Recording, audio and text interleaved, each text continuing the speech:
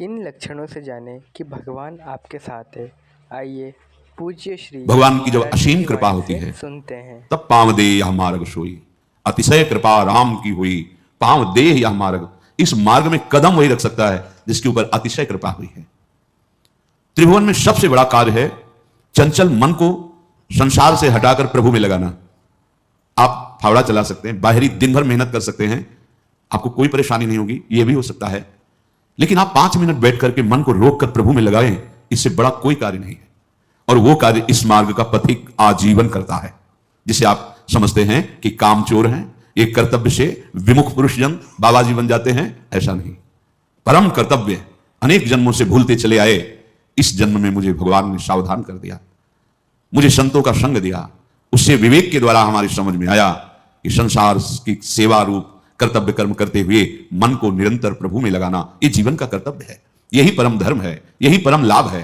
तो देखो, आप चाहे जितने बहादुर हो, चाहे जितने बलवान हो, रोक के दिखाओ मन को रोक के दिखाओ तो तुम्हें बलवान समझें। जहां चाहता है रौंद देता है तुम्हें, चाहे जितना तुम शरीर से बलवान हो, तुम्हें घुटने टेकवा देगा। काम क्रोध लोभ मोह मद मत्सर। और साधक इनसे जीतता है।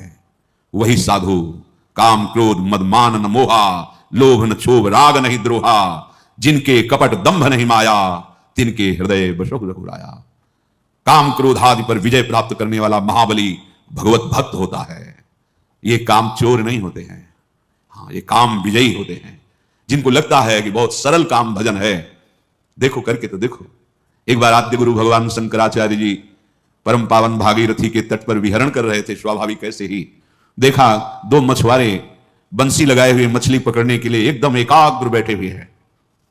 उनकी एकाग्रता, उनकी तन्मयता देख करके, प्रयास देख करके कहा, भाई ये आप जो चेष्टा करते हैं, कितनी मछलियां पकड़ लेते हैं, कितने रुपए मिलते हैं रोज तुम्हें? क्या? अरे महाराज, पूरे दिन लगे रहते हैं, तब कहीं कुछ भोजन अपने परिवार का और अपना चला पाते हैं। जो मिलती है मछली उनको बेच लेते हैं।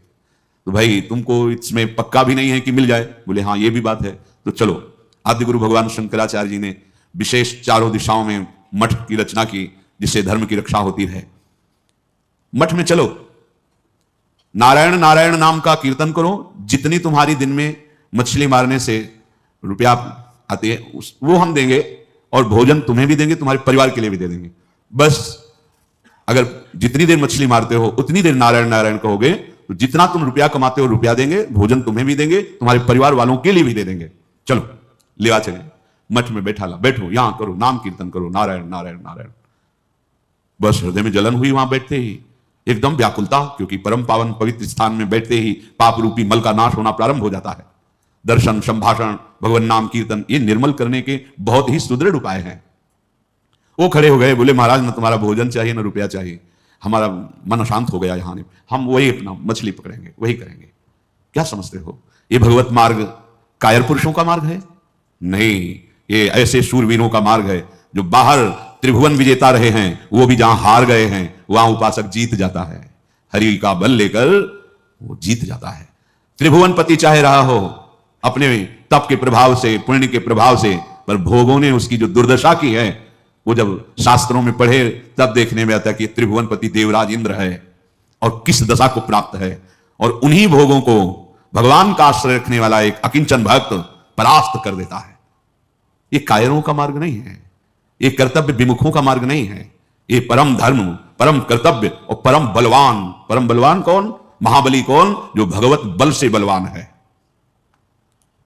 जो भगवान के बल को स्वीकार कर चुका है, वो अब कुछ भी कर सकता है, हर विषय को रौंद सकता है। भगवत बल बिना शारीरिक बल, बुद्धि बल, तप बल आदि के द्वारा इन कामादि विकारों को कोई नष्ट नहीं कर सकता। एकमात्र भगवत चरणारविंद का बल।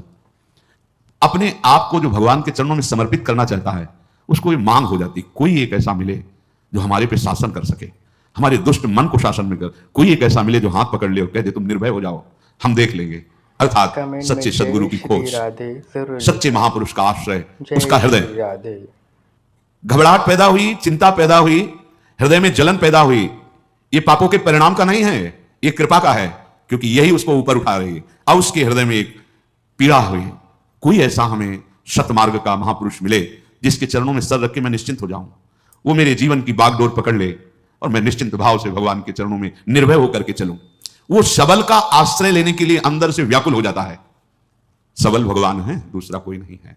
भगवान ही भक्तों के रूप में, संतों के रूप में, गुरुदेव के रूप में आकर हाथ पकड़ लेते हैं। उसके हृदय में एक दृढ़ भावना हो जाती कि मैं ऐसे महापुरुष के चरणों में गिर पड़ूं, जाकर प्रणत हो जाऊं कि जिसके वचन से हमें विश्वास हो जाए कि मुझ जैसे नीच का भी काम हो जाएगा, भगवान मिल जाएंगे, हम निर्विकार बन सकते हैं, हम संत मार्ग में चल सकते हैं। सच्ची बहुत बल होता है, संतों के वचन में बहुत बल होता है। प्रारंभ में जब ऐसे महापुरुष मिलते, शाबाश, कोई बात नहीं, बिल्कुल डरना नहीं, बड़े तुम्हारे भाग्य हैं, भगवान हर समय तुम्हारे साथ हैं, तुम अपने कदम बढ़ाते जाना, कभी लड़खड़ाना नहीं। एक ऐसे जैसे कोई बहुत बड़ी शक्ति आ गई हो हृदय में, नवीन वैराग्य, नवीन उत्साह। संत समागम से प्रतिदिन देखा है एक नवीन वैराग्य, एक नवीन उत्साह भगवत प्राप्ति का। और जब कुसंग हो जाता है तो नवीन विकार ऐसे लगते, नए नए भोगों की लालसाएं और पतन। वो उपासक ऐसे जाके पढ़ देता है मानो पंगु हो गया हो। ये विकार युक्त स्वभाव वाला कैसे भगवान को प्राप्त करता है? ये जब ऐसे महापुरुष का संग मिलता है तो मानो पड़ गया उनके चरणों में कि अब चाहे तुम चरणों से प्रहार करो और मुझे तिरस्कृत करके भगाओ, अब हमारी ठौर नहीं है, अब कोई और नहीं है हमारा। ये वृत्ति भी जैसे वो घबराहट भय आई, जैसे हृदय में किसी समर्थ की मांग हुई कि आए और मुझे पकड़ ले या मुझे बुलाए और मेरा हाथ पकड़ कर कहे तुम निश्चिंत हो जाओ, ऐसे ही ये वृत्ति उपासक के हृदय में आई कि अब आप चाहे मारो या तारो, अब मेरे लिए कोई ठौर नहीं और कोई और नहीं। ये ध्यान रखना, जब तक कोई ठौर है, कोई और है, तब तक निर्विकारता नहीं आती है, तब तक निश्चिंतता नहीं आती है, एक अद्भुत आनंद। आप एक बार हृदय को तो समर्पित करके देखो गोरे चरणारविंद में, एक बार तो हृदय में लाओ, अब कोई ठौर नहीं, श्री राधा जुग चरण निवास, अब कोई और नहीं, मेरी महारानी श्री राधा रानी, यही सदगुरु हैं, यही हैं गुरु। श्री जी गुरु। हरि हरिवंश भेद नहीं होई, प्रभु ईश्वर जाने सब कोई, दो ही कहे ना अनन्यता, दो कहने से अनन्यता नहीं बनती। जो प्रभु की कृपा से ऐसा संग मिल गया, अब उसके हृदय में प्रतिपल एक उमंग आने लगती है, मैं कैसा अधम नीच, मुझको कितना उत्तम सौभाग्य मिला, अरे मैं वृंदावन वास कर रहा हूं, मैं सत्संग सुन रहा हूं, भगवान नाम जप कर रहा हूं, साधु समागम, अहो हमारे ऊपर अपार कृपा। वो प्रतिपल ऐसे विचारों में खोने लगता है। भगवत कृपा पात्र का हृदय कैसा होता है, ये प्रारंभ से देखिए, बुरे आचरणों में था, बुरा स्वभाव था, ऐसे ऐसे, अब उसके हृदय में एक नई उमंग आने लगती है, कितनी हम पर कृपा है। जहां ये बात उसके हृदय में आई तो भगवत कृपा अपना काम करने लगी। मत चित्ता सर्व दुर्गानि मत प्रसादात तरिष्यति। अब जितने उसके दुराचार स्वभाव में बैठे थे, एक एक का नाश कर रही भगवत कृपा। भगवत कृपा, यहां उसकी कोई साधना की बात नहीं हो रही, भगवत कृपा कर, विश्वास करो इस बात पे। वास्तविक पूज्य पाद सूर्या बाबा जी के वचन जब पढ़े तो उन्होंने कहा कि बहुत साधन बल का प्रयोग करके देखा पर निर्विकारता सिद्ध नहीं हुई, तब गुरुदेव के चरणों का हृदय से आश्रय हुआ, तो जो साधन बल में श्रम करके भी हम नहीं कर पाए वो गुरु कृपा से हो गया। इसलिए गुरु कृपा ही केवलम, गुरु कृपा का एक अपार बल होता है। पर ध्यान रखिए, श्री जी ही गुरु जी हैं, गुरु जी ही श्री जी हैं, कोई व्यक्ति गुरु नहीं होता, गुरु कभी व्यक्ति नहीं होता, यह हृदय में धारण कर लीजिए। क्योंकि जब तक भाव तुम्हारा नहीं बनेगा, अगर तुम सामने व्यक्ति मानोगे तो व्यक्ति का ही प्रभाव होगा, गुरु का प्रभाव नहीं होगा। अगर गुरु साक्षात परब्रह्म तो फिर व्यक्तित्व तो नहीं दिखेगा, केवल परब्रह्म दिखे, और परब्रह्म का सानिध्य पाने वाला परब्रह्म स्वरूप ही हो जाता है। ब्रह्मविद ब्रह्म ही भवति। बड़ी बड़ी कठिनाइयां जहां बड़े बड़े घुटने टेक देते हैं, गिर जाते हैं, वहां वो कृपा पात्र हंसते हंसते पार हो जाता है, उसको कोई प्रयास नहीं करना पड़ता, ये पक्का पक्का। कई बार जीवन में ऐसा दिखाई दिया बाद में कि अरे वो तो फिसलन थी, अगर प्रभु वहां से ऐसे ना बचाते तो फिसल गया था। बाद में अनुभव हुआ कि अरे हम जिस मार्ग में जा रहे थे वहां तो काई थी, फिसलन थी, अरे भगवान कैसे कृपालु, कैसे मोड़ लिया। वो इतने कृपालु कि उस समय अनुभव भी में क्लेश नहीं आने देते, वो बाद में अनुभव कराते कि वो क्लेश का मार्ग था जिधर तुम्हारे कदम मोड़ रहे थे। उपासक निहाल हो जाता है। प्रभु क्षण मात्र का विलंब नहीं करते, माया जब आक्रमण करती है तो क्षण मात्र का विलंब नहीं करते।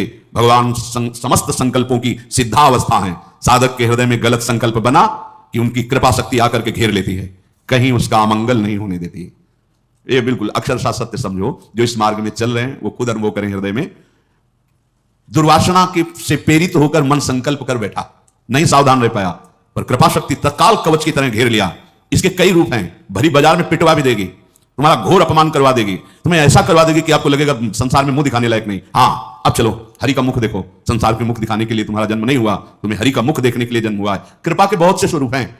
अगर आप भगवत शरणागत हो रहे हैं, थोड़ी मनमानी शुरू कर दी है, तो ध्यान रखना कृपा का मृदु से मृदु भी विधान हो सकता है और कठोर से भी कठोर विधान हो सकता है, पर होगी वो कृपा ही। जो भगवत कृपा है वो कुसुम से भी कोमल विधान कर सकती है और वज्र से भी कठोर विधान कर सकती है। तैयार रहना। ये वज्र से कठोर विधान उसी के लिए होता है जो अहम से युक्त होकर के मनमानी आचरण के लिए कदम उठाता है। तो भगवत कृपा फिर कठोर विधान की रचना करती है, क्योंकि अब तुम बच नहीं सकते। कृपा का विधान लागू हो चुका है, अब तुम बच, देखो यही है, इसी को कृपा कहते हैं। अब तुम बच नहीं सकते, माया के फंद तुम्हें फंसा नहीं सकते। अब तुम्हें डूबना पड़ेगा प्रेम में, अब तुम्हें डूबना ही होगा भजन में, अब तुम्हें डूबना ही होगा भगवान के नाम रूप लीला गुण में, क्योंकि आप तुम शरणागत हो गए तो कृपा का अब विधान लागू हो गया। तो काहे को वज्र से कठोर विधान को आप स्वीकार करोगे? भोगना पड़ेगा। वो ऐसी कृपा है, पक्का ऐसी स्थिति पैदा कर देगी कि केवल एक मार्ग रहेगा, हरिश शरणम। बहुत फिर जलोगे।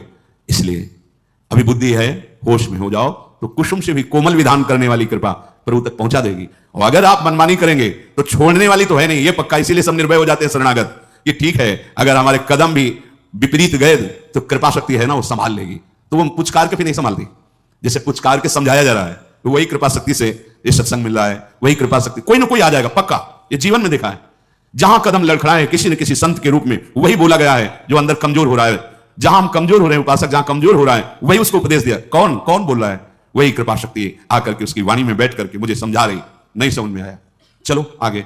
अब वो अपना जो रूप रखेगी वो इतना भयंकर कठोर होगा कि आप सह नहीं पाएंगे और भाग नहीं पाएंगे।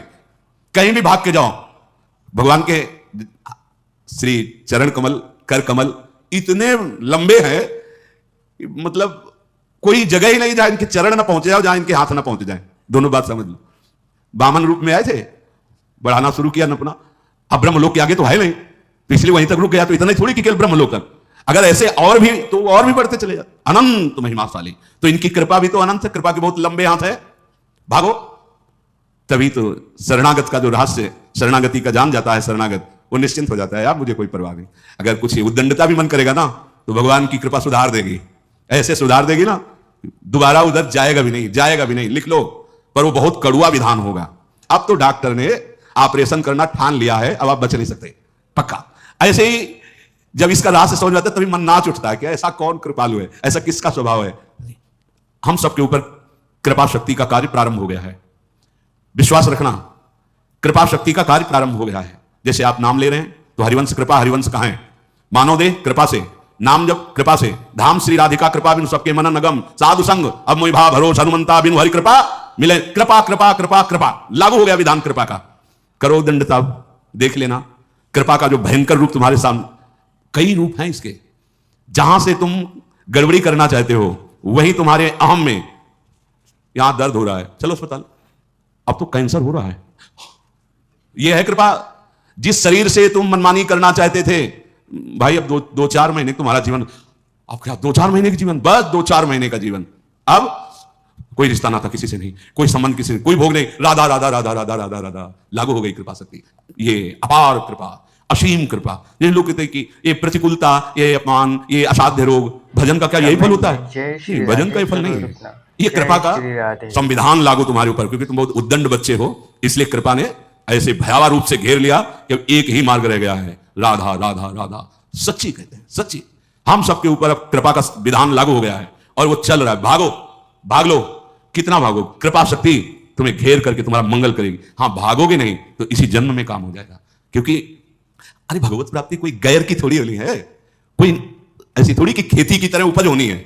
हम प्रभु के थे, प्रभु के हैं, प्रभु के रहेंगे, भूल गए हैं। तो रोज जैसे सांप काट ले तो जहर झाड़ा जाता है ना, तो उतर जाता है, लहरें आती हैं, 4-4 लोग उसको पकड़ते हैं, हमने देखा है। ऐसे ही ये सत्संग रोज झाड़ा लग रहा है तुम्हारे ऊपर, छू छू, मोह का, काम का, लोभ का, मद का, अहम, नाना प्रकार के जो विषयों की लहरें उठ रही ना, जहर माया का काल सर्प ने पकड़ रखा है। जैसे हरिवंश प्रपंच बंद सब काल, ब्याल, ब्याल माने सर्प, काल रूपी भयानक सर्प ने पकड़ लिया और लहरें उठ रही, काम, क्रोध, लोभ, मोह, मद, मत्सर, ये लहरें हैं उसकी विषवत। और संत जन जो नाम कीर्तन, भगवत गुण, सत्संग, ये झाड़ा लग रहा है, रोज झाड़ा लग रहा है। अब हमारा ये विष उतर जाएगा, इसमें कोई संशय, बिल्कुल कोई संशय।